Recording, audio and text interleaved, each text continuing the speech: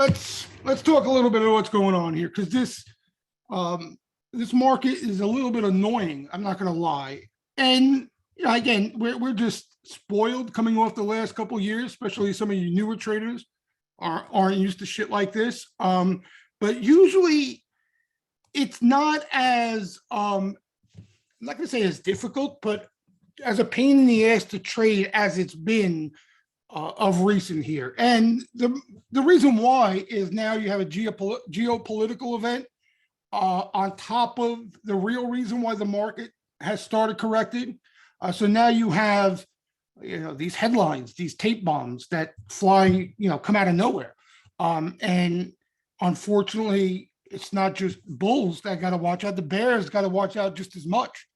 So even when things are lined up, for those of you who want to take advantage of momentum on the downside, you still obviously got to learn to duck, because these headlines are whistling around all around us, and can ruin a trade. Okay, and what we're seeing now, the thing that I think has been most frustrating to me, has been more so that a lot of the sentiment stuff that we usually trade off of. Okay, and I'm not even talking about the short-term stuff, because that is prone to failure when you get into a legitimate correction. That's more tactical stuff. But even when we reach extremes on a lot of intermediate term sentiment indicators, you can be early, like the selling can continue, and you get that squeeze, right? The squeeze does show up at some point, but the risk reward is just, it's not appetizing enough, And when you see that, again, you could either force trades, or you can move to the sidelines and be smart about it. And that's what you got to do here. Intraday, don't get me wrong, like intraday, some of these moves are crazy and it doesn't get much easier, but at least you can limit your risk a lot easier intraday. Okay. Where, if you put on a couple of swing trades or a swing trade, and even you're a day or two early on it in this environment, you get caught in one of these overnight sells, you could get run over. And again, I think it's even more frustrating, not that it's a loser, that when the squeeze comes, kind of like what we saw yesterday, you were too early where the squeeze doesn't bail you out. You know what I mean? It's not like we usually see, where if you buy at the right spot, you may be early, and when that bailout comes, it's just a matter of you probably made less money, right? Here you could still lose money even catching that squeeze. And again, that's the risk reward. It's a poor risk reward right now. There's just so much risk out there for the at the time being, that it's just not worth it. So, like I was explaining to you guys, and those of you who are members, probably are deaf over it right now because I've been talking about it too much. But when all this stuff has a tendency to happen, I like to fall back on kind of my scapegoat, right? And my scapegoat is that basically I want to see the money that knows a lot more than I feel I know about the current environment step in, right? I want to see them start to get aggressive, and show me they're taking, they're choosing a side. And that way, even if I lose my money, I at least I have conviction. I feel good about it. You understand? Like right now, I just don't feel good about it. All right. And that's in terms of the overall market here. Here's the other problem. Okay. I think that's playing a big part. It's not, we talk about the indices a lot of times, but again, like we've talked about over the past few years now, it's not the entire market.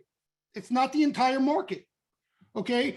And what we're starting to see more and more of, it's becoming a stock by stock market here, even more so than sectors, right? And when that becomes a trend, when that, sometimes you see glimpses of that, and then, we're back to correlation, up, down, everything pretty much. When that's sustained, okay, that's bear market price action. You understand? That's not correction anymore, right? I think we talked about this. I don't know if it was on the webinar where all of you were on. It might have been a members only webinar, but corrections, what you normally see is high correlation. Okay. There's hardly any place to hide. Okay. And when there is a place to hide, they smoke them out eventually anyway. That's a correction. It's vicious. You lose money everywhere. People are spitting up all over the place. And then you reach eventually capitulation and it's over. Okay.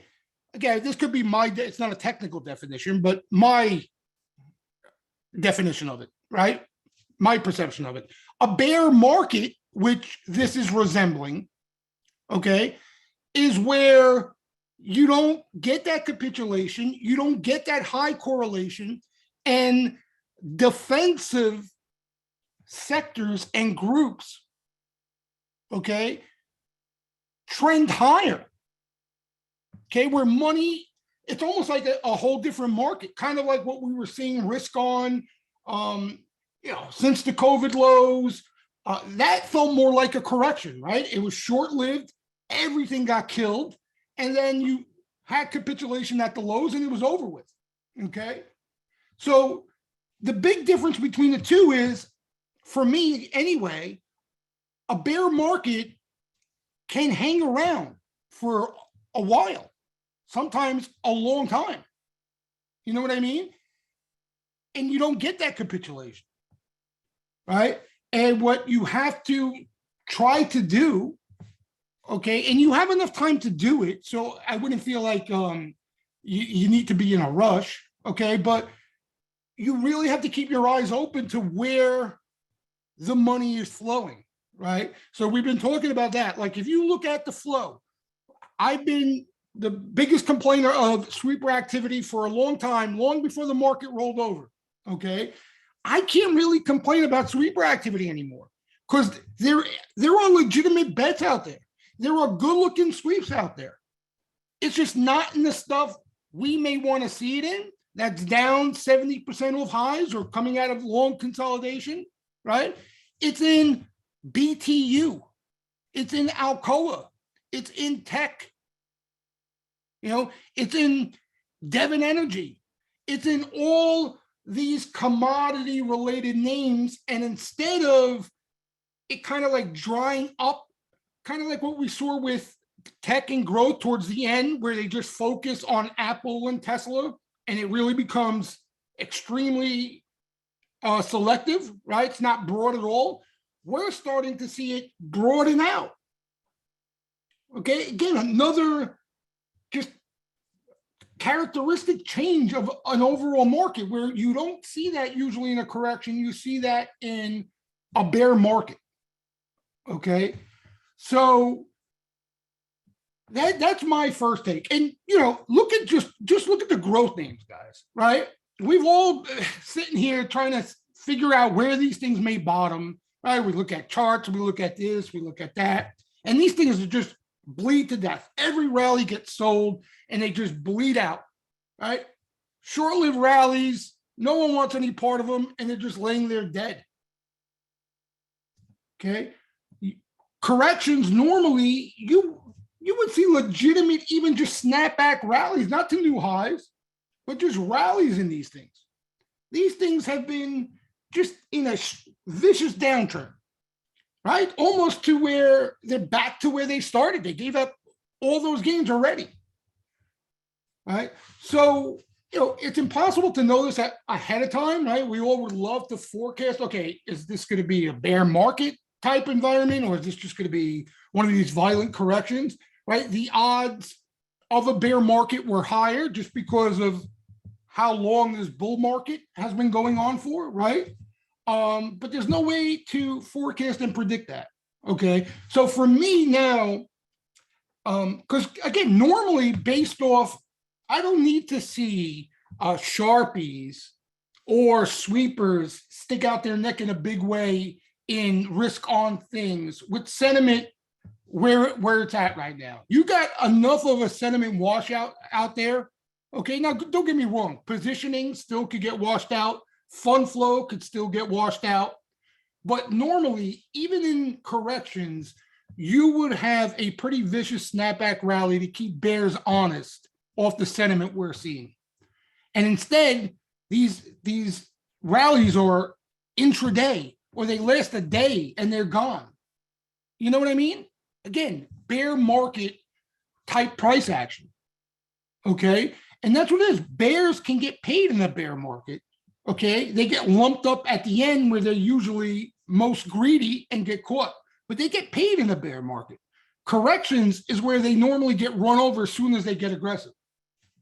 All right. So, yeah, just things I'm noticing here, and why because I've been getting this question a lot, right? Why I haven't even, considered making a play here, and haven't for the past couple weeks, for the past few weeks, whatever the case, even with a lot of the sentiment indicators, normally where they would be, where you would see, again, even if it's just a rally in a correction, you would see some sort of legitimate rally, a legitimate bounce.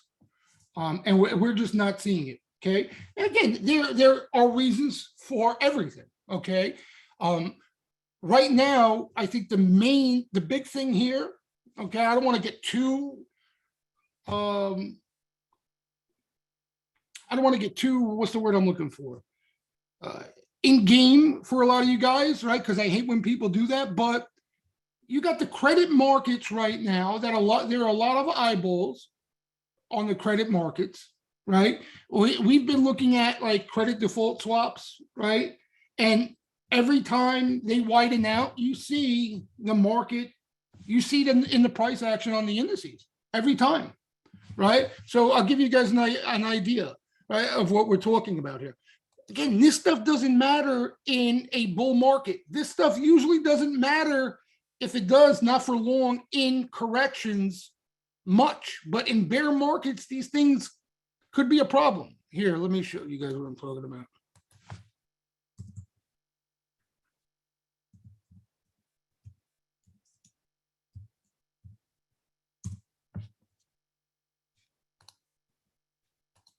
Okay. So what you'll notice is, right, and this, again, if you remember, we've been talking about this a lot lately, but when you see these uptrends, okay, this is the credit default swap kind of indicator when spreads widen out. All right. When you see this in an uptrend like it is, and when you see it really start to push higher like it is, there is no way, okay, there's no way a rally is going to find any legitimate footing. It's not going to happen. It's just not going to happen.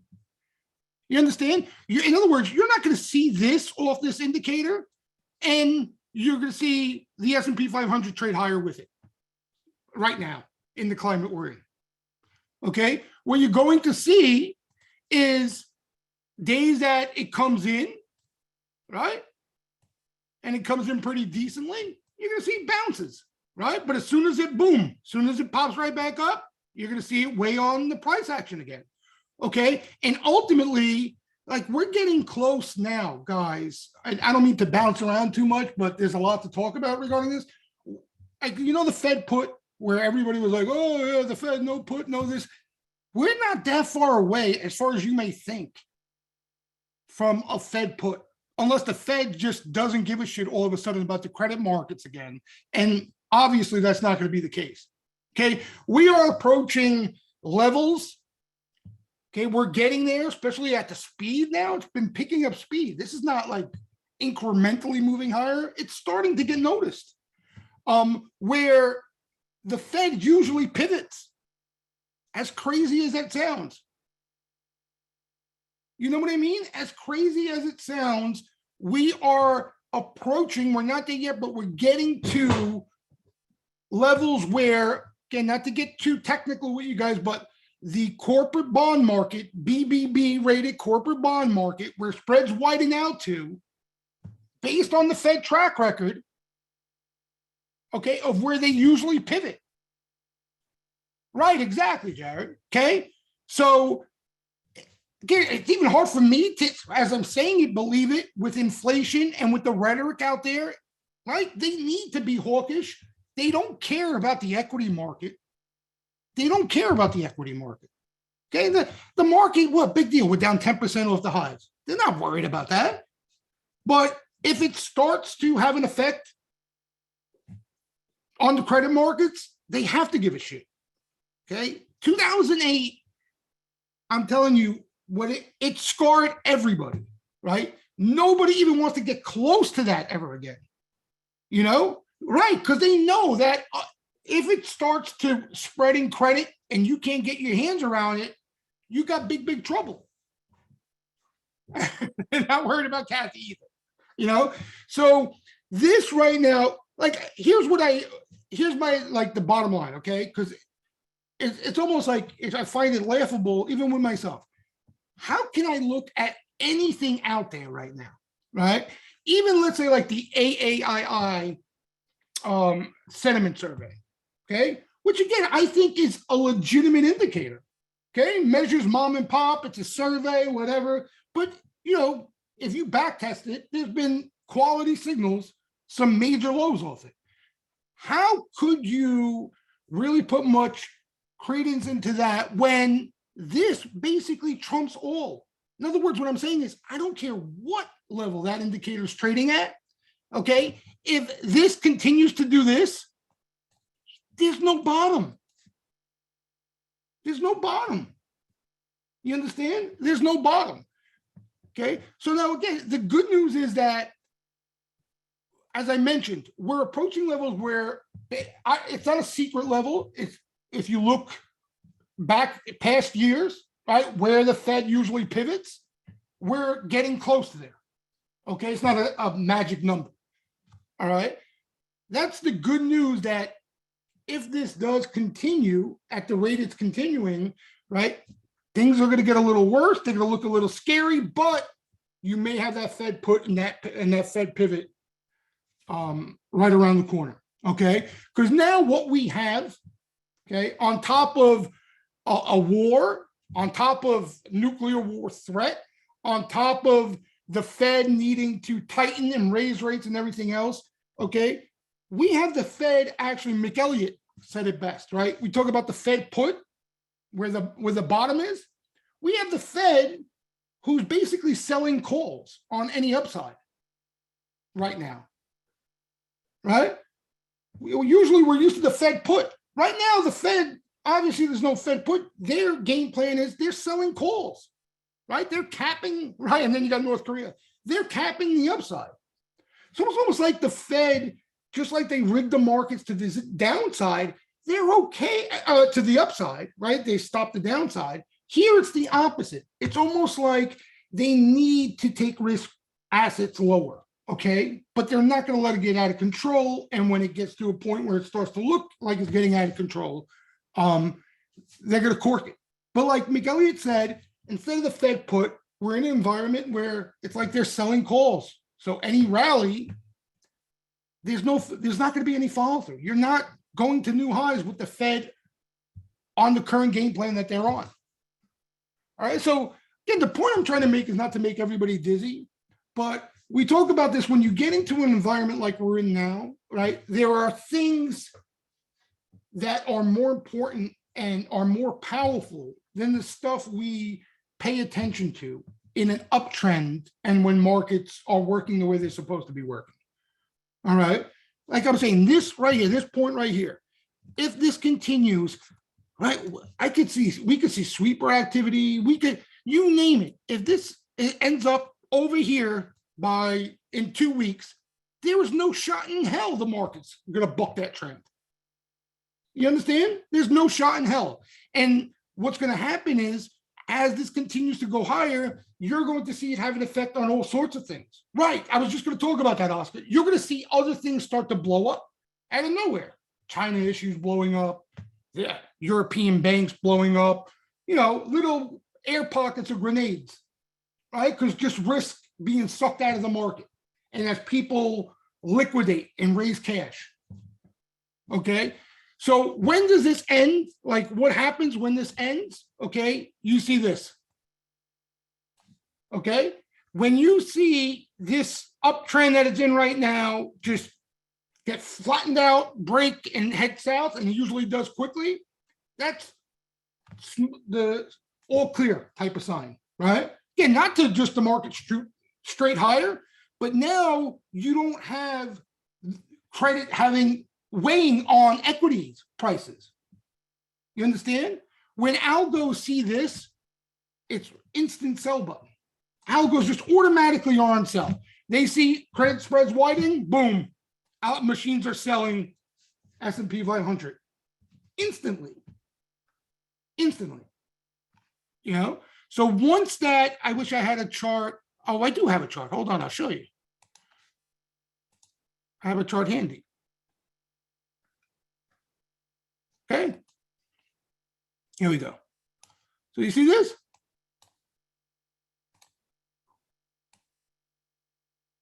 Right? Pretty clear. The trend is gone, broken.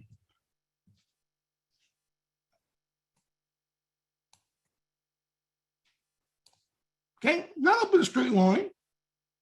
All right. But even more so than the market direction, I would just say now everything else will work fine again. Sentiment should work fine. The more tactical stuff, flow will work fine. Okay. Now, even if it has been working okay, what I'm telling you is it's getting lucky, even if it's working okay, any of that stuff, because it's coincidence. If spreads really widened out that day, equity prices would have been heavy. You understand? No matter what. Okay, and you can see like when there are little mini spikes here, weighs on equities, but you see how they just whoop, they come right down again and everything's fine.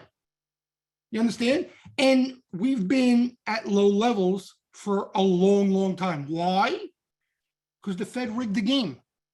This didn't just instantly get better, guys. What did the Fed do? They remember what they did into the COVID crash? They bought high yield, right? Didn't they do that? Physically do that? Wasn't that part of the kitchen sink? If I'm not mistaken, right? Who follows that stuff? Didn't the Fed rig the high yield market? Didn't they start buying high yield bonds? They did, right? Yeah. So that's what happened. Probably. That's what happened. And then look, nothing mattered. Nothing mattered ever again. Okay. And what a coinky dink that, they got to start to unravel that stuff and things start to pop up out of nowhere. And now you start to get this. You know what I mean? So something to pay attention to, and look for just a little history thing here. Oh, there's not one I have all the way back. I just wanted to show you guys where like 2008 was. You wouldn't believe it. Nah, I don't want to waste time doing it. All right. Anyway, you guys get the point there. And this is something a lot of us have been watching, but you see little moves like this, and it's nothing major. All right, fine. It may weigh on price action a little, but if it rolls over again, you're fine. This now has not, right? Right beneath this, I have a blown out chart. Let me see. Oh, you're right. You see, you guys know more than me. I connect it. You guys are unbelievable. You know that? You guys are the best. Hold on. You guys are the best. I usually connect it, right? Where is it? The original? Oh, so it's this one. No? Which one is it? Come on. Maybe, maybe he's talking this. Oh, this is it, right? No. What the fuck? Oh, this one. Okay, there it is. Thanks. All right, so looky. Okay, this gives you a really good look. 2008's not there. All right, forget 2008, because 2008, it's in a league of its own. Look at COVID. Okay, you see how fast that happens, though? So that's like the fear. But again, the good news is that once it really starts to accelerate, it's almost a good thing because the Fed is involved. You understand? it's not you. It's not us wondering anymore. All right. What we're doing right now is 2018 kind of thing here. See this? That looks more like this, right? That's an awful line I just drew. Hold on. See that? Okay, this is the 2018 low. Okay, so it kind of resembles it, right? Kind of an uptrend going on here. And then look, lo and behold, into the 2018 lows. Look at it. Look at the unwind. See how quick that unwound? That's it. It's closed. No more credit concerns. Just like that. Right?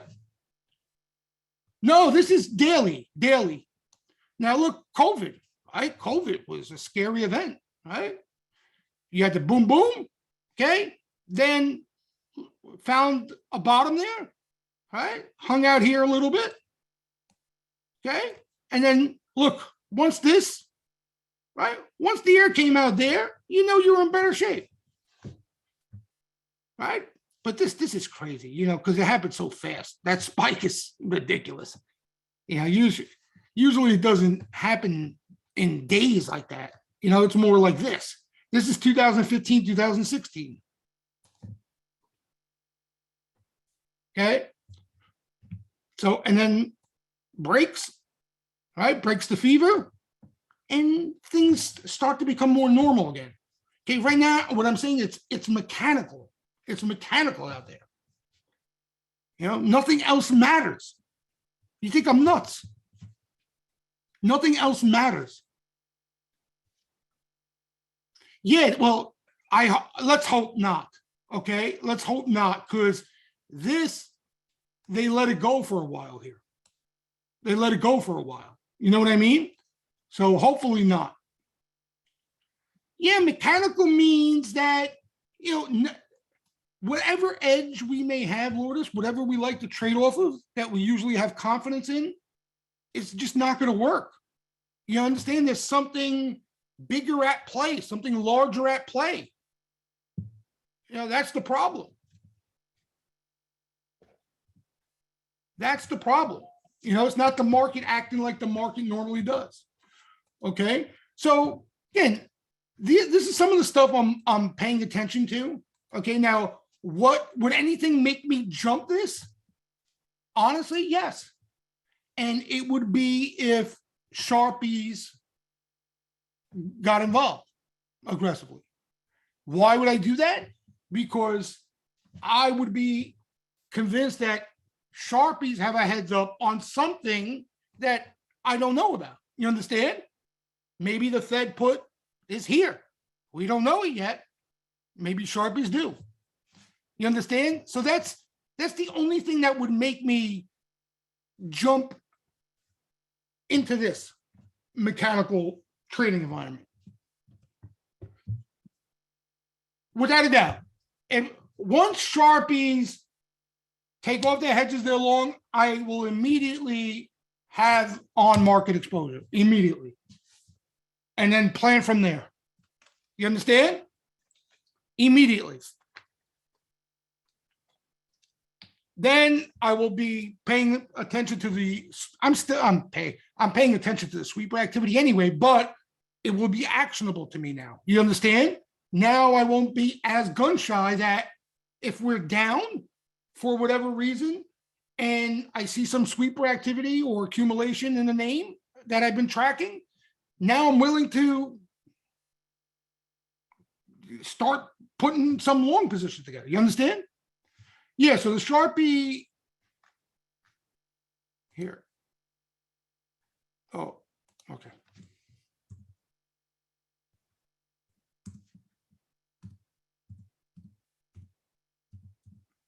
And it usually has a tendency, guys, to all come together right around the same time.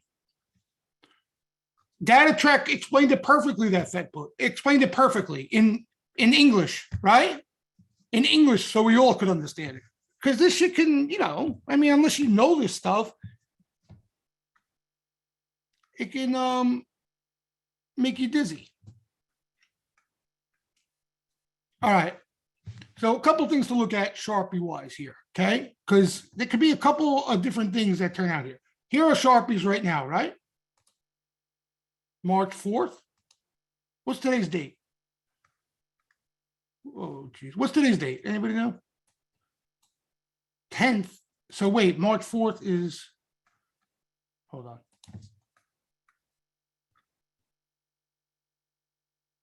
Oh, March 4th was Friday? Oh, shit. It's Friday tomorrow already. Holy shit, this week could go by so fast. That's a week ago? Oh my God. It's scary. Lord, is it scary. When you get old, it keeps flying by too. I'm finished. I'm finished. All right, here we go. So here is Sharpie going into tomorrow. I keep thinking it's Tuesday because of the webinar, I think. I got to get ready for tomorrow here. All right, so here's Sharpies into tomorrow, okay? That's not Sharpies. Oh, that's the main indicator, but I want to show you Sharpies. Hold on a second. So, because I wanted to talk about this a second. Okay, this is just Sharpies now. All right, so what we would see if Sharpies are taking off all their hedges and net long, you're going to see up here over the green line. Okay, now what we could see, I mean, they wouldn't have any hedges on. I was ready to say we might see this. Usually you see this first before the main indicator because the riffraff isn't there, but the riffraff is there already. They're already shaken out in futures. You understand? So here's the main indicator, right? So this is what the bottom line, so I don't confuse anybody. Once I see this, if we see this tomorrow, I will probably SPY. I don't know if I go Qs yet, but I'm adding to market exposure with some time. Probably I'm shooting June at the earliest, right before the bell. But I wouldn't worry about that. In other words, don't feel like you have to get something in before the bell. I think you have the weekend to even think about what you want to do. You understand? This is not a tactical squeeze signal. You understand? So don't worry about that as much. But don't get me wrong, if I got the time, I'm probably gonna put something on right before the bell. But I'm being honest, I wouldn't worry about it. I wouldn't worry about it. You will have the weekend to come up with a game plan, and I suggest you do it anyway, so you have an idea of how you want to combat it, right? Okay, listen, I'm going to put on some SPY exposure with some time. I got my hands on something. Now I'm going to start looking at names, maybe tech names. You understand? Come up with a game plan of how you want to treat it, right? Oh God, Martin wants to rain on our parade. It is very possible, right? It's very possible. Okay, everybody. His name is Martin Scott listed on here. We'll track him down and shake him down if that happens. So Martin Scott made the remark that they go like this. Okay, it's possible. I can't rule it out. Okay, what's more likely is something like this. Right, we're all excited, and it's a nothing burger. They do nothing, or they come in a little bit, to discourage us a little bit. Like here, COVID. Okay, you had they took off some hedges for the first time. They were max hedge going in right into the highs. Okay, for the first time, boom, they took off a chunk of their hedges. But you remember Sunday what I told you guys? A lot of times, guys, for me, since I'm following their positioning, when they do that, usually there's a big bang around the corner. You understand? Something goes boom and the market sells off, but it ends up being that capitulation and they do the rest into it. Right. They get prepared. Exactly. So kind of what happened here. Okay. So basically what happened there, so you know, you had this, and then it came down like that. So we were all ready, and then they didn't do what we thought they were going to do. And then you had that next leg lower, and whoosh, the bottom fell out. And then that's when they came into it. You understand? Or look at this. Okay. This is kind of what Martin's explaining. They got to here, and then they almost pretty much went to fully hedged again. That's 2018. And then look at that, in all 1 week. In all 1 week, boom, right into the lows. All right. So listen, we got action, and that's what I'm saying. You don't have to lose your money in the interim. We got action. We got stuff to keep us entertained and involved. You understand? So we don't, destroy ourselves and burn ourselves out, more importantly. The indicator's not as followed. Listen, everybody knows that commercial hedges, right, are the smart money. It's no secret. But a lot of times what happens is they're only getting long into disasters. So what happens, Jared, is when they get long, nobody even cares. They're not even paying attention. You understand, if you're talking about the casual guy out there. Right, exactly. Everyone's usually getting their bunker together. Exactly. So that's why I'm telling you, a lot of times when they do get long, it's into that big bang. And that's why I feel like, there might be a big bang coming. Yeah, so, so that's something to keep in mind. Like, it's not coming with an alarm to everybody get long and everybody feels good about it. That's for sure. That's for sure. All right, one more thing I wanted to talk about, and then we'll get into some names here. We'll talk about the action. Okay. What I find interesting is that I posted this during the day. I don't know if you guys were involved. VIX is, it's crazy. Trading just like it did in late 2018. Just like it did. Okay. And what I mean by that is we don't have that capitulation, right? We talked about that. There's no capitulation out there. No matter how we want to slice it, people are concerned, they're bearish, but there is no capitulation. There's not that throw in the towel. For crying out loud, you have retail in forms, fund flows in certain forms still buying, okay? So there's not capitulation. So you're not going to get that big VIX spike, okay? But what you have is you don't have that washout either. You're kind of in no man's land, right? And what VIX did, I remember it because everybody was waiting on it, that big spike. In late 2018, you had something very similar to what we have now. It traded in a range, right? So kind of something like this. Oop. It stayed elevated, okay? Bounced around, but never really had that last pop, per se, to new highs, okay? And, some people think that's a good thing. That wasn't a good thing in late 2018, okay? And from what I remember, course of my career, it's not a good thing because usually you need it to signal the end, okay? You need it to do one of two things. You need that pop, or you need this thing to rinse out, right? Because what does VIX usually do when things are back to normal again? It retraces usually the whole move, right? Does something like this. Okay, staying elevated like it is now kind of is no man's land. So look at late 2018.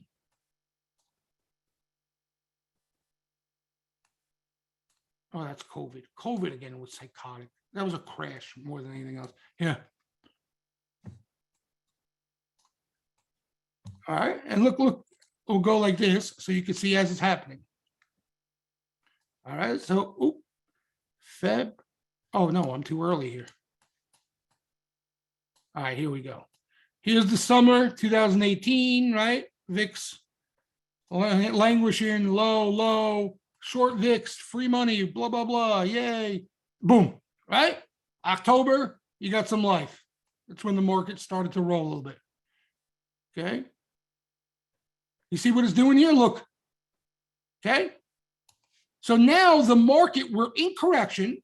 The market was kind of range bound. And VIX, just stayed elevated in like a range. Okay. And even though the market was selling at times, VIX was down and people thought that was bullish. But it wasn't. Oh, come on. I hit the wrong button. Sorry, I didn't mean to scream in the microphone. I ruined my whole thing here. Okay. No, this wasn't XIV. This was the Powell pivot. What was it again? Balance sheet is on autopilot. When they were doing the same thing they're doing now. All right. So now look at this, right? Okay. Never really made a new high until boop, here into December. And then rolled over. You understand? So this, even though it wasn't as big of a move, right? It's not an explosion, okay? Because it's coming from an elevated price already. You had that move to new highs. Now, what happened here, okay, into that move to new highs, you had everything here, everything. Sharpies, all in. Put the call ratios, equity put the call ratios over 1. Everything that was lacking, no capitulation signs here, everything came here, everything. Bova Bull Bear, which, yeah, and a lot of torpedoes, So you had a lot of things happen all at once that was lacking throughout. And again, it's easy to get discouraged because you think it's, I felt the same way. There's no end in sight and it's going to last forever. But this period right here, everything happened. Everything happened. No, VIX positioning is not there for a VIX explosion type event, for like what you guys are talking about. So, to get, like, this is how it's going to more than likely look based off what we're seeing today. You're probably going to see, unless you get nuclear world war, Pete. You know what I mean? There's no way of knowing that. Then you could get a huge pop. But more than likely, it's going to play out like this. And, yeah, you get a new run up to new highs here. And everything goes along with it. You'll get put the call spike. You'll get the fund flow reversal. Yeah, so you VIX 40, where are we? We're 30 something, right? So definitely possible. All right. And then you see the difference here, right? Just the unwind. There's very little hesitation, the unwind. Very little. You know what I mean? Every day, every week is constructive. It doesn't hold Fitty. Remember Fitty? He's been quiet, maybe because his name got out there. He got doxxed. Didn't they find out who it was, Sean? The guy from the UK or something? Trader? Yeah. Unreal. Poor guy. Yep. Yeah, and right, exactly. You see VIX put sweepers every day, nonstop, like it's free money, not trading like, we see VIX put sweepers, but we're seeing VIX call buying too. So they're just trading. All right, they're just trading. If Sharpies go fully hedges, yeah. Me too. If Sharpies go back to fully hedged, you're gonna find my picture on a milk carton, Tipper. All right, you're gonna find my picture on a milk carton. I'm being honest with you guys. I'm not on the head for that. Okay. I'm being honest. I'm not on the head for that. Because right now, that's like my only resort right now. I'm being honest with you guys. It's my only resort. Because, a lot of times, yeah. You won't know it's me. it's a lot of times it's my fallback plan to where when things get confusing, and it's good because it keeps me sidelined. I'm still playing intraday, like I'm still playing. So don't think I'm my degenerate days are done and I'm revitalized. But I'll be honest with you guys, I'm not doing much. I'm not fair. There hasn't been a whole lot of success. Right? I have a couple of days that are okay. Usually all squeeze signals, and the rest I'm taking paper cuts all over the yard. It's been better since we've had some action in individual names. Prior to that, I didn't do shit. I was making little donations. But I'm being dead straight with you guys, Yeah, I'm just, Jared, honestly, if I can break even, okay, I'm being honest with you, from all these day trades that I do, because I'm not trying to break the bank by no means, if I can land around the break even line when it's all said and done, just to get me to Sharpies all in, that's a win. That's a win. And that's a good point, guys, whether you want to hear it or not. For those of you who are newer to the game, okay, you should be on the sidelines. I'm being honest with you. You should be on the sidelines. For those of you who, don't like to day trade or don't have the time to day trade or feel like you don't have the confidence to day trade, you should be on the sidelines. And I hate to sound corny. That's a trade right now. That's a smart trade right now. You understand? That's a smart trade. You are asking a lot, okay, to beat the market, this market, overnight. You're asking a lot. It's extremely difficult, okay? Extremely difficult. I'm being dead straight with you guys.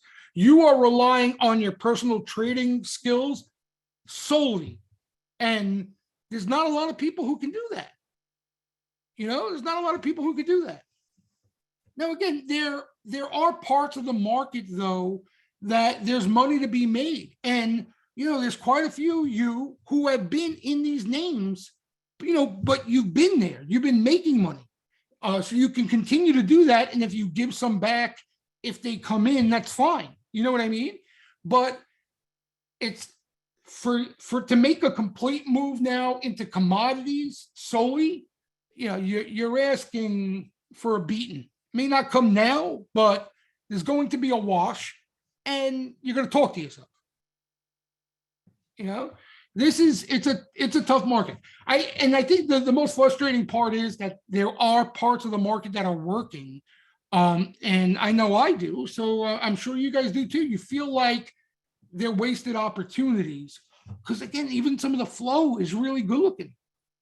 It's really good looking sweeper activity in some of these names. But we got to remind ourselves too that a lot of these names, there has been sweeper activity. It's not new. You understand? If it was new, it's one thing. We're early in the trend. These names are just getting discovered, right? Like I saw a couple of you mention, like this good-looking sweep today. Another good-looking sweep, but this is not sweeper number one in this name, right? I mean, we talk about this name almost every webinar off the action. Tech, right? Like it was a laggard to some of these names that were hot already. It's not lagging that much anymore. And it continues to see unbelievable action. Alcoa, probably the best of the bunch, action-wise, just nonstop. But look now, this thing's up in the clouds, right? And don't get me wrong, like I know like Cal has been all over this. I talk to Cal every Sunday webinar on these things, but if you like these names, I agree with you guys. There could be a legitimate regime change where these are your new leaders, okay? But there will be pullbacks. You understand? There will be pullbacks, just like the growth names had pullbacks along the way as well. They had fewer pullbacks because the market was so hot, but there will be these little, at the least, digestive periods where that's where you got to look to buy these things. Okay, they've had them already, all of them. All of them. Like energy. I mean, now you got crude basically went bonkers here. All right. But there have been spots here in Devon Energy that you could have bought dips. That's what you got to look to do. All right. So Cal's like sticking with these names until he sees J-Pal pivot. Now, the thing is too, Cal's got cushion. No, that's the other thing, Cal. That's why I agree with you, Cal. I honestly, my gut is, and not only my gut, based off the flow and everything else I'm looking at, it's more and more looking like a regime change than just a period of time here. It's looking like these names are back in vogue. It's not something that's going to go away. You guys don't remember, a lot of these names were behemoths, monsters. Okay, they were Shopify back in the day. Okay, you guys you never seen it. You think these things are dead issues and they can't trade higher, sustain an uptrend. Okay, what I'm telling you is I was trading through a period of time where, the steel names, US Steel, Nucor, they were Shopify and Amazon, and you would buy them on every dip. And they've been out of favor for a long, long time. This was overdue, if you ask me, severely overdue, this regime change. And what you see is every pullback, just like the growth names, you see a pullback, okay? People think you're going to see rotation back into growth, blah, blah, blah, whatever the case may be. And then the next rally, you see some more names join the crowd, right? Names that you didn't see catch flow the last go around. And that's what we're starting to see here too. That's what we're starting to see here too. Little by little, you see more and more names, and you see sweepers committed to those names, not just a sweep and you never see them again. So we've seen that a lot in energy, and we'll probably see it, in some of the others. The problem with these names as opposed to the growth names, they're not as many. You understand? You don't have IPOs coming out every week in these groups. You don't have, but if you're a bull, that's even better, because if you want ag exposure, you buy Mosaic, CF, and NTR. You understand? There's nowhere else to go. You want steel exposure, you buy Nucor, Steel Dynamics, and if you want to get cute, roll the dice a little bit, you buy US Steel. Like, there's not like software names, you got a list of 50. So that's why you get these things just continue to steamroll higher and every dip gets bought. Or uranium, right? Like, if you want uranium, boom, right to your head comes CCJ. Okay? If you're a fund and you need uranium exposure, it's not like you have a list of 600 names to look at. Yet these names have been under-owned for years. You understand? Years. Like energy, it feels like, do you guys remember the energy sector? We used to curse it out in every language. It was the worst thing to own. Prior to that, they were the best stocks you could possibly find. They were printing money prior to that. Oh, tons of donations, tons. But again, we looked at the charts, guys, right? Charts don't lie. This X went into a serious downtrend. Prior to that, this thing was a stud. A stud. Was considered blue chip. Yeah, Devon, all these guys. It's like they're coming back to life. CLF, all these names. All these names. Yep, that's what happens. Exactly. They explode, and then it takes a while to burn off. No, you see, like now, Again, we've seen flow in the name prior, but right now you're seeing a different type of temperament in the buying, right? Now you're seeing like no sweepers all over the yard, you know?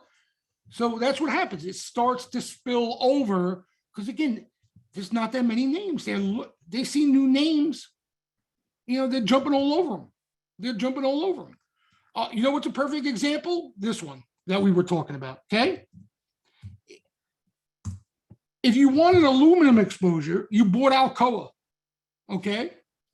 Now, okay, maybe some funds want aluminum exposure. They buy Alcoa. Some more funds want. I mean, eventually, when the demand is there and aluminum is in a bull trend, a bull market, what other names can you buy? You understand?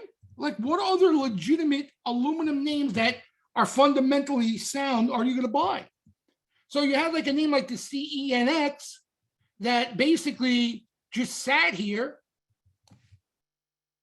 right? And it took them a while they were buying the daylights out of Alcoa, but then boom, So that's what happens. That's what happens. And you know what else? A lot of times, Cal, what you'll see is it's always the riffraff.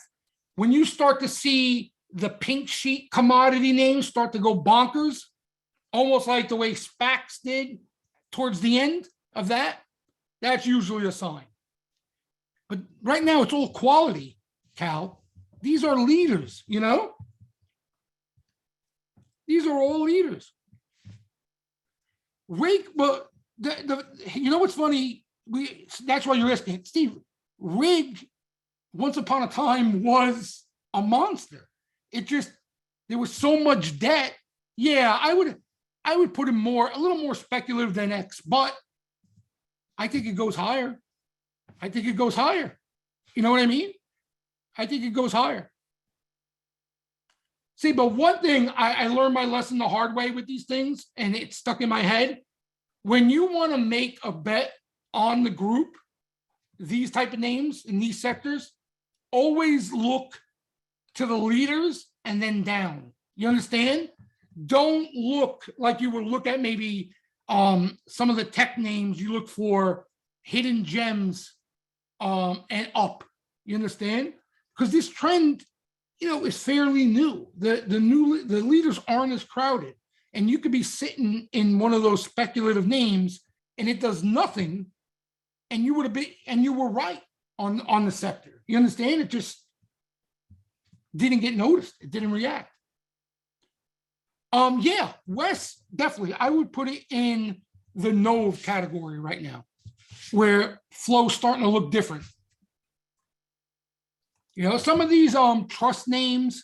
What's the one Tepper bought that's seeing all that saw all those leaps and then they oh boy, here we go again. You guys, EQT. I knew. I thank God, Praveen. We would have been here till tomorrow morning. So these are people buy them a lot of times for the dividend and stuff like that, but it's energy related. It was choppy, and now it's starting to loosen up a little bit here. There's a perfect example, Cal. That's what I mean. Okay, don't get me wrong. It's okay to roll the dice like you have other exposure. I just wouldn't rely on this name solely if you're bullish on the group. Does that make sense? If you want to benefit, you're better off buying a leader or start there and look down, then look at the more speculative stuff. Yeah, exactly. Treat it like that. So Rig, Stephen, answer your question, Rig is kind of in that category, so I would, but I think the action's looking different there now, Rig. So that's a good thing. That's a good thing. But there are a lot of names, you see, like this was one, right? Now this is gone. But when you see like these names that everybody you don't hear talking about, they don't know about catching action, if the group is in play, these things, they're going to explode. There's one, I think this is more nat gas. This one's been sitting around not doing much here. But this thing is known to do that. And then when it runs, it just explodes. CPE. But this one, you guys know, has had a lot of flow for a while, CPE. A lot of flow. Nickel, what's the stock? There's a stock, a nickel play? What's a nickel play? I didn't see that, Cal. CPE does look good. Oh, the ETF. Yeah, I heard nickel they broke the market. It's broken. Right? The market shut down. The fertilizer stocks are just as good as anything. The only thing I mean, especially today too, right? They're moving. Okay. So you're a little late here. Now, if you want to start a position, I would wait for a dip. I would just trade these things. But you have, Mosaic, NTR, and probably the best of the bunch flow wise has been CF.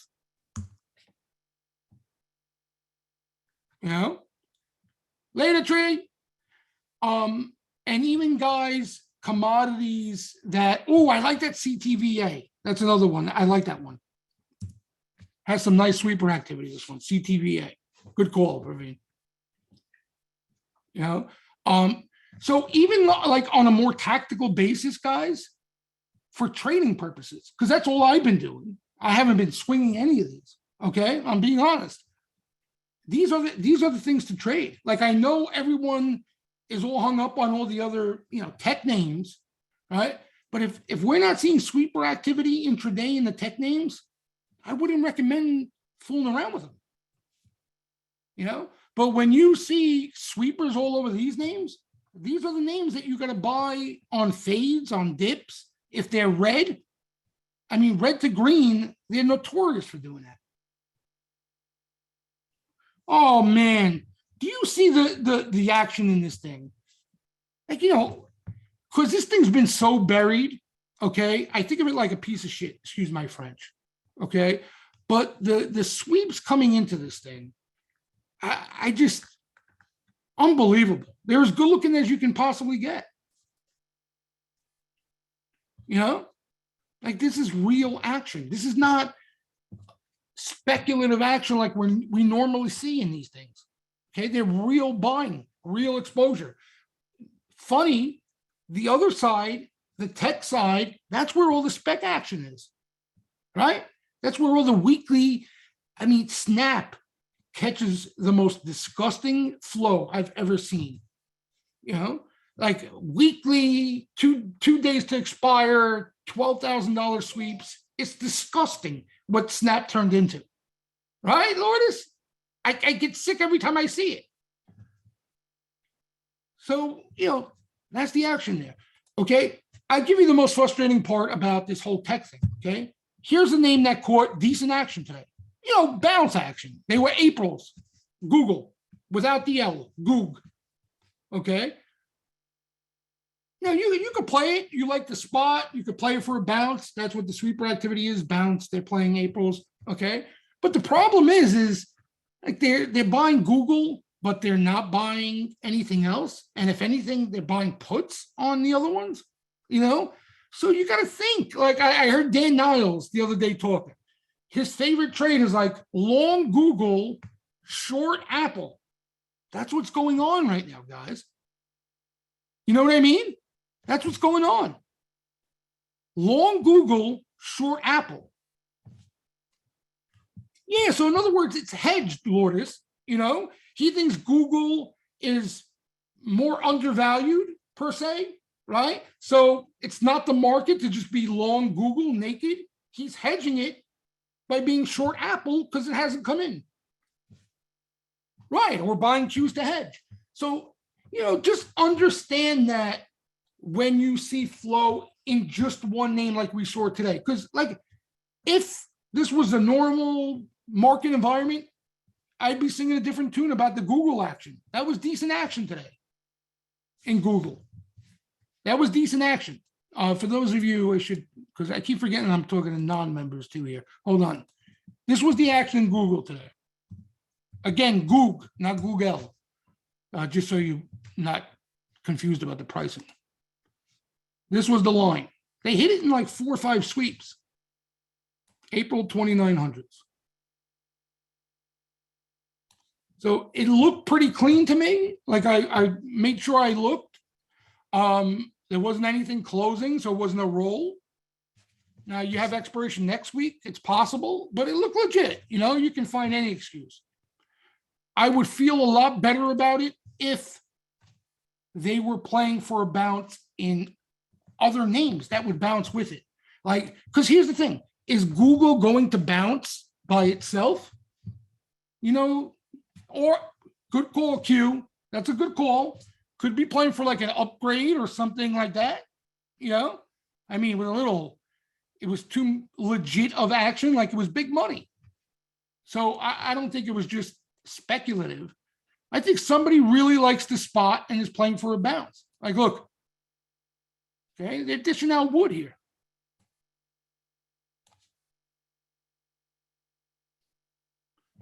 Yeah, we're seeing some selective action. So that's why, listen, my advice would be, okay, and if you like these names, again, we could all think whatever we want. It means nothing. Okay, it doesn't mean it's going to work out like that. If you like any of these names, pay attention to the action. Try to stick with action that has a little more time to it. Okay, the market's way too fast for weeklies and that type of shit.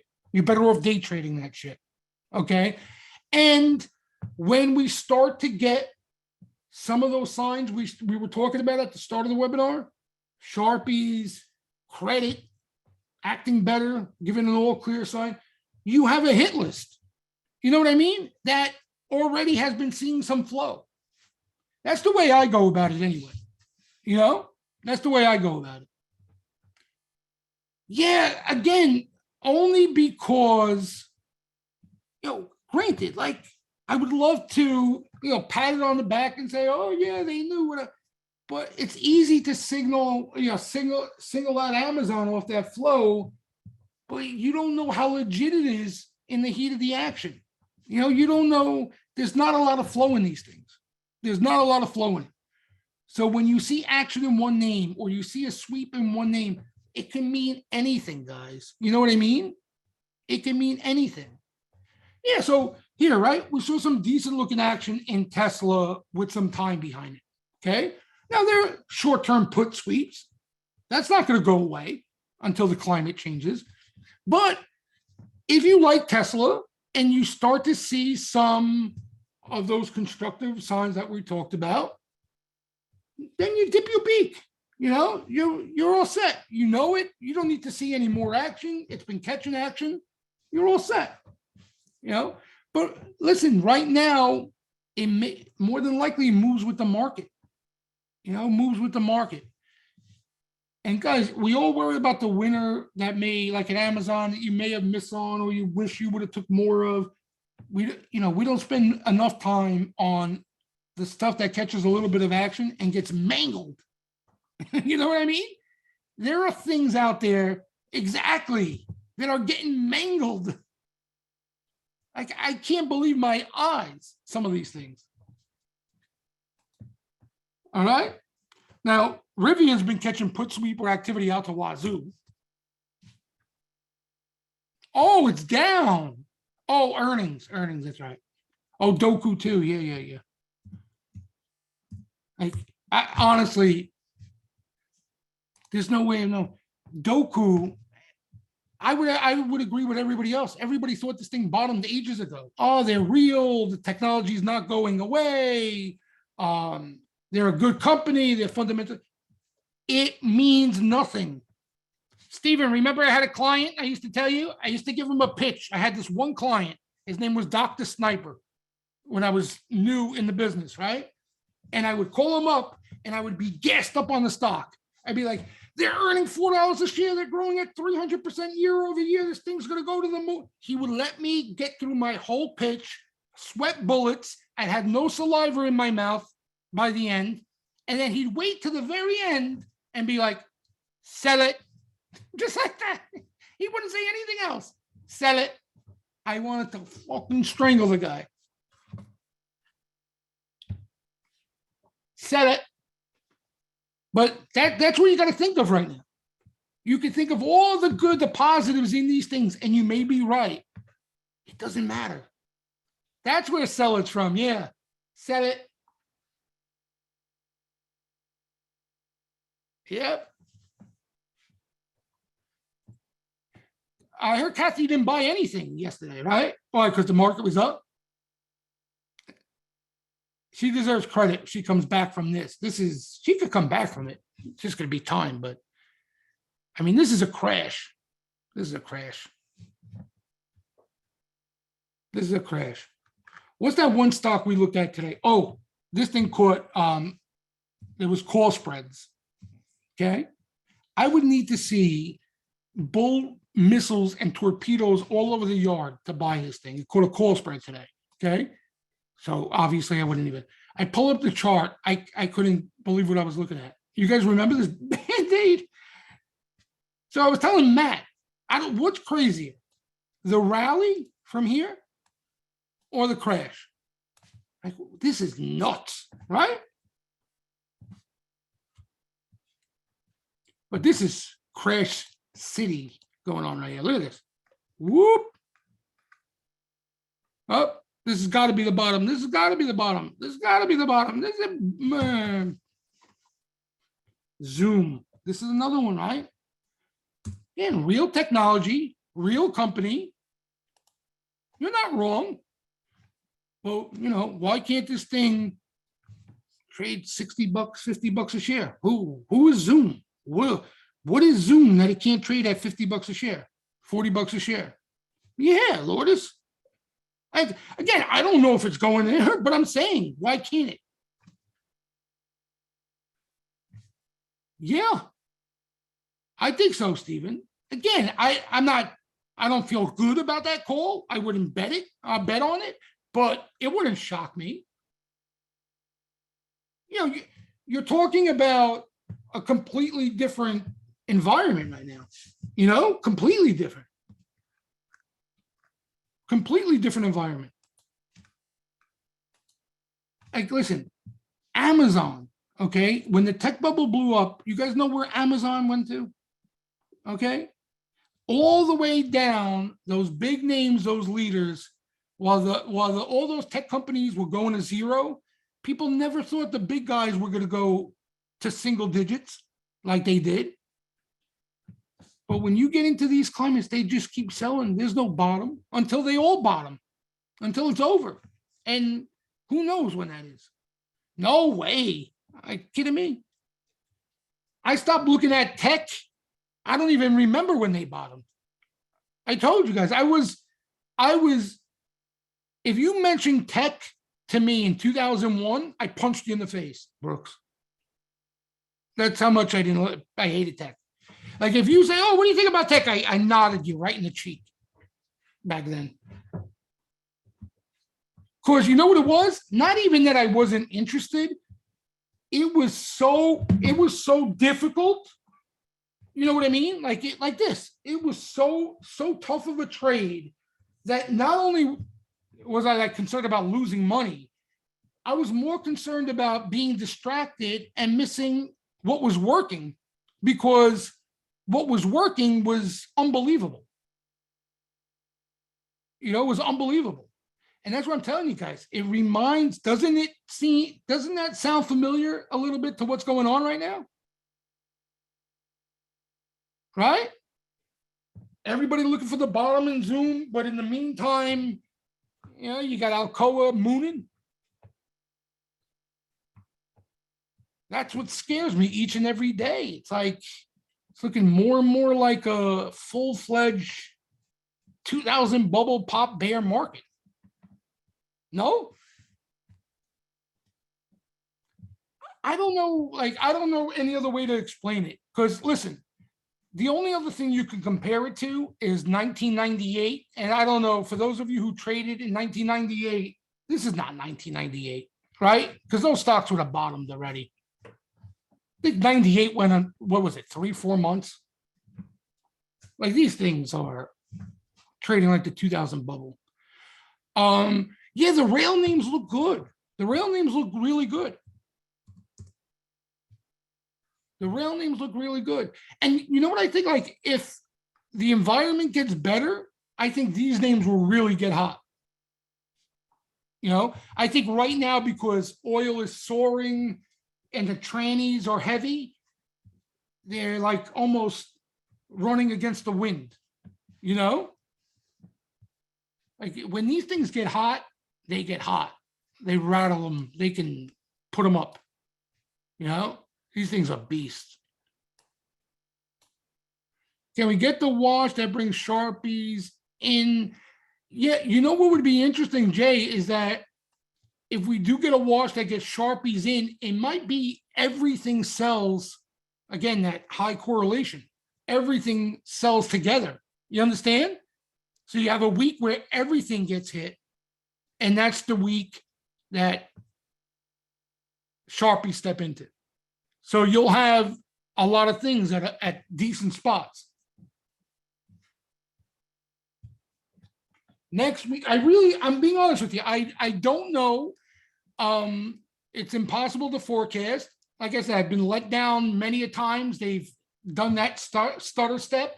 So that's why I gave you guys the warning not to front run it, because it can be costly, especially if something blows up. Because that's happened plenty of times. Now, next week is OPEC's week. Yeah. So next week you have OPEC option expiration and the Fed. Right. So I wonder if the market gods are going to let things get funky into the Fed. I hope so. Meaning credit spreads widen, market gets hit. You understand? Puts pressure on the Fed. Because I want to see them hike rates and, God forbid, talk hawkish into that. I can't even see that happening. Can you? Can you guys see that happening? Like, I understand they like more than likely they're going to raise a quarter, but I can't even get that picture in my head of them raising into that. Yeah, because you know what's going to happen? Here's what's going to happen. That's what I'm saying, Cal. I really think there's a strong possibility. No, a lot people don't. The consensus doesn't. Because what's going to be funny is he's going to raise a quarter, Cal, and then you're going to have an emergency 50 basis point cut. Eight hikes. The funny thing is, if the market doesn't want 2 hikes, he's not right. If the market doesn't allow it, he's not doing shit. He can say all he wants. That's more than likely, Mark. That's probably how it'll play out. No. Nope. And, the bond market too, Cal, is screaming to the Fed that, listen, you can't overdo it. You don't know what you guys are doing. You're late. You blew it. You can't rush and do it now. And it always ends up, though, Cal, it's the same old story, though. It always ends up, right? Recession, cut, easy, bounce. It always ends up the same way. Sometimes the turns are different, but it always ends up the same story. Recession, Praveen, slow down. That's the only solution. The only solution's a recession. And you won't even have stagflation. Commodities will come down, prices will come down, everything will come down. You understand? And Praveen, you know why? It's always been the solution. There's never been any other solution. They've never been able to unwind. They've never been able to do anything. It's always they start to talk about it and things slow down or crash and they can't do anything about it.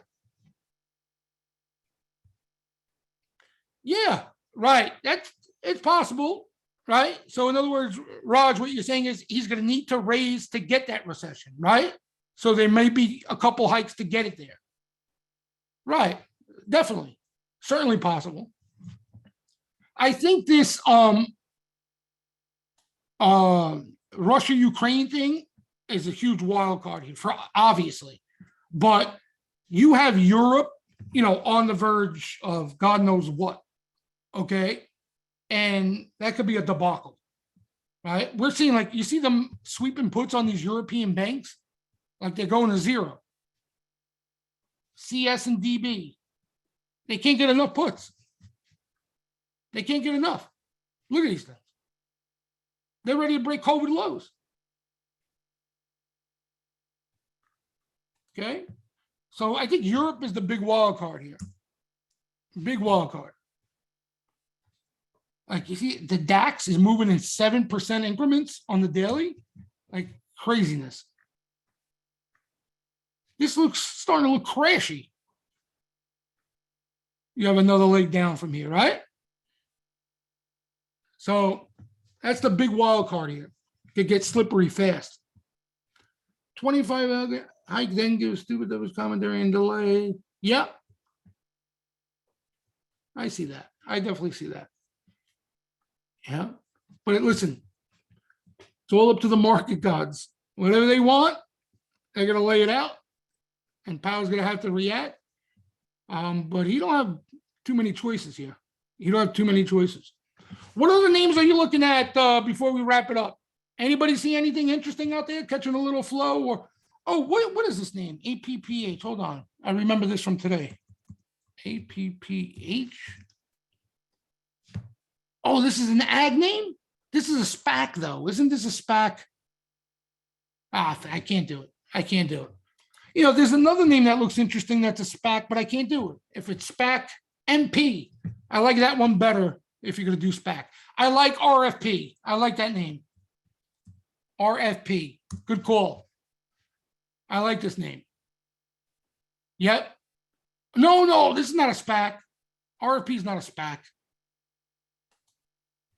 RFP is legit. Like, let me tell you something. For those of you, what do you want? Coffee or tea in this cup? What do you want? You want a cup of coffee, or how do you like your tea?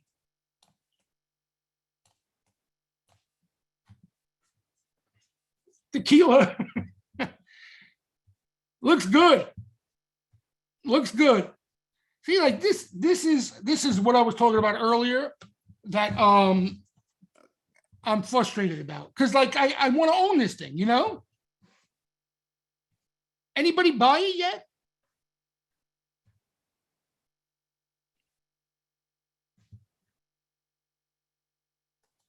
Anybody?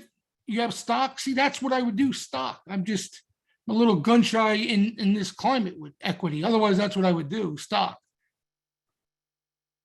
So this is definitely a name I'm definitely interested in.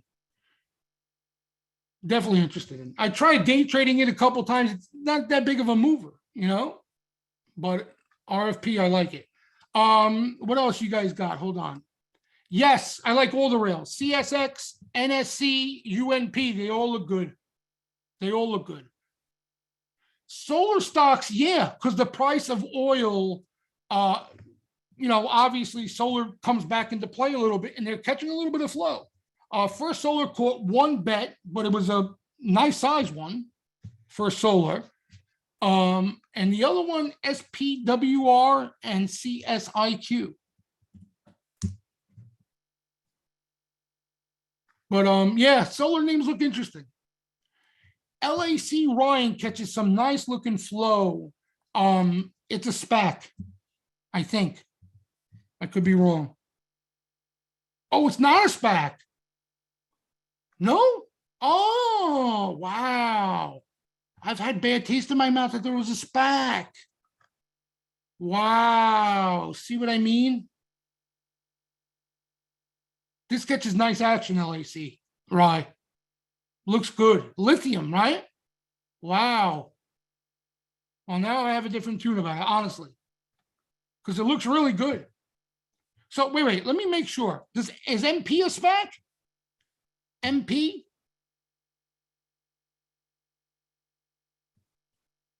That is. Okay. Because this looks good too. But I can't buy SPACs.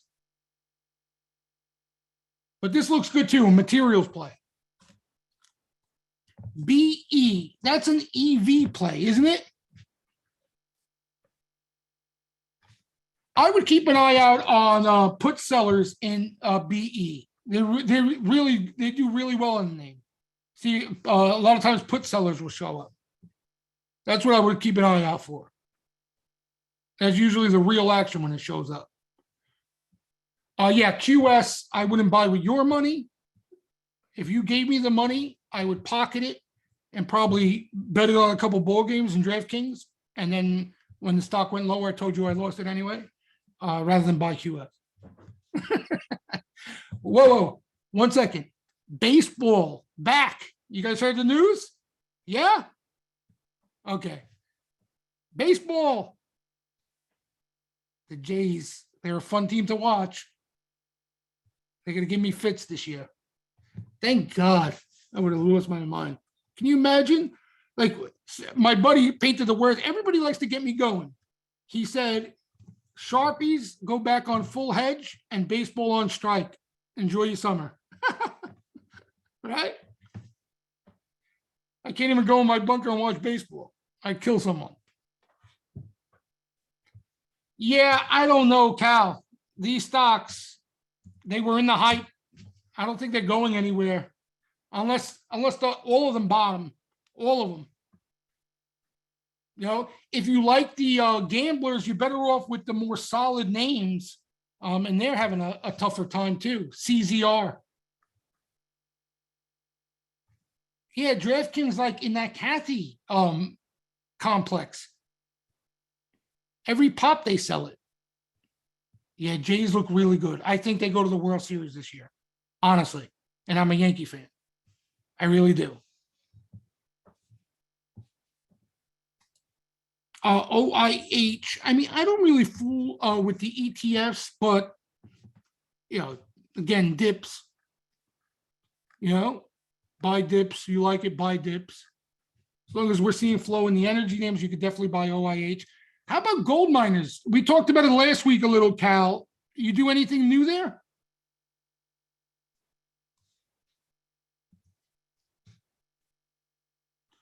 These gold miners are really interesting. You know, we spoke about in the last couple of weeks. They've had a decent run of late, so they probably need to breathe a little bit, but they look good. Yeah, gold is one of the leaders. That's Barrett Gold. But I can give you a list of names, guys. The majority, they all moved. Okay, you have Barrett Gold and Newmont. I would put them on top as the leaders, right? Both seeing really good looking action. Then as you come down the ladder a bit, you got names like this: WPM,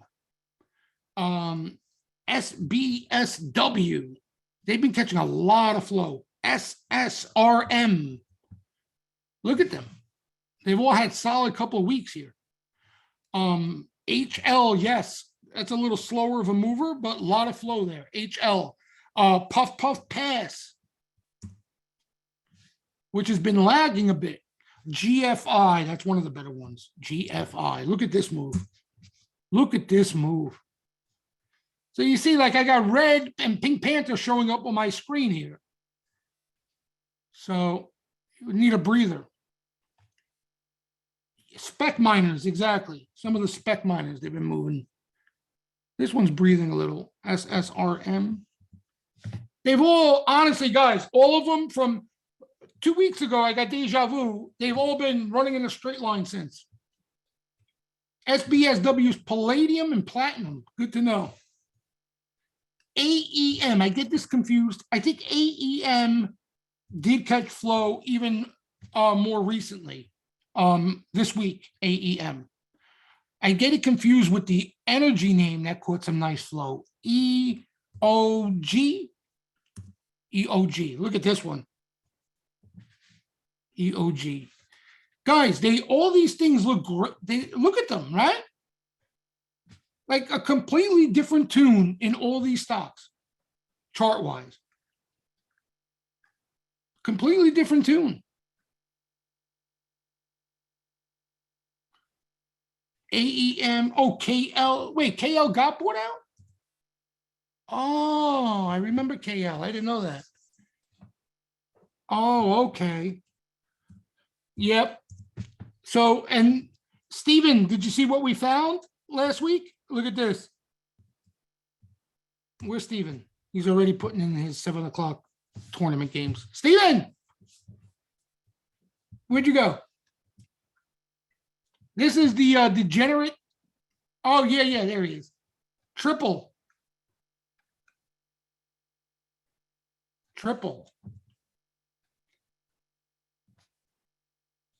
Now, maybe we get a little breather here. Maybe we get a little breather. You got a niner. Maybe get a little breather. So minors look good. You know, there's a lot out there that look okay.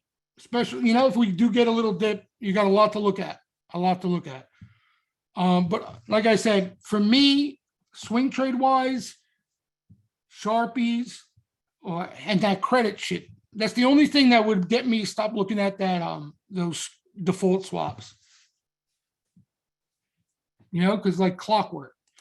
Yeah. Well, this is a utility. Looks great though. Looks great, Jay. You know, caught a solid bet. Like this is a stud utility, D. And you guys told me a little bit about it. You know, I'm not too familiar with it, but it caught some nice flow. Nothing recent, Mike. Nothing recent. You know, coin, usually we see some size action in it. We haven't seen anything of recent. The last time we saw some decent action in coin, wow, it can't be that low. No, that long ago? Wait, here's the IPO. Yeah, wow, it's that long ago? Into this move here. Wait, let me check something out here. Hold on. Doesn't feel like that long ago. Is this when like Snow and all them were seeing nice action? Wow. Yep. So that's the last time. Later, Rye. That's the last time we saw like real action in these things. You know, they were buying that, this MDB.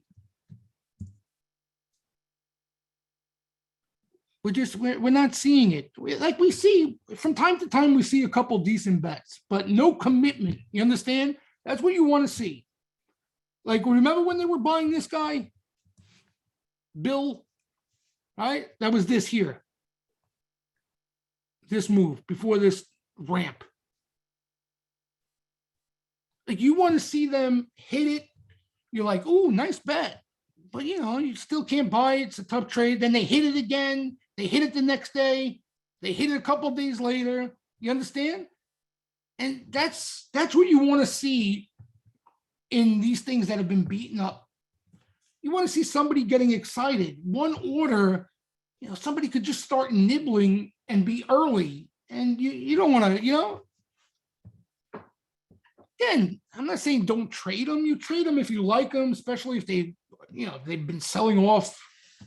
You get a bounce out of them.